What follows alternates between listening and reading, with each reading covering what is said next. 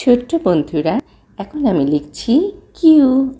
দেখো, আমি capital Q লিখে নিলাম। 2 ঘর ভরে ও লিখে তারপরে নিচের দিকে একটি ছোট্ট করে বাঁকা দাগ দিয়ে দিতে হবে, পেটটা হালকা একটু কেটে। এরপরে স্মল কিউ লেখার জন্য স্ট্রেইট লাইন দিয়ে বাম দিক থেকে একটি কার্ভ লাইন দিয়ে দিতে হবে মাঝখানের ঘরে। তো কিউ ফর কি বলো তো? আমি কিউ ফর লিখে নিচ্ছি কুরআন। QURAN, কুরআন। আমরা এখন কার্সিভ লেটার কিউ দেখব।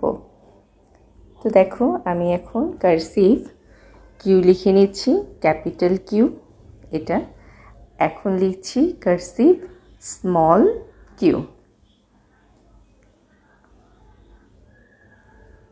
তো দেখে নিলে এখন আমি লিখব Q for queen. QUEEN, queen. ধন্যবাদ।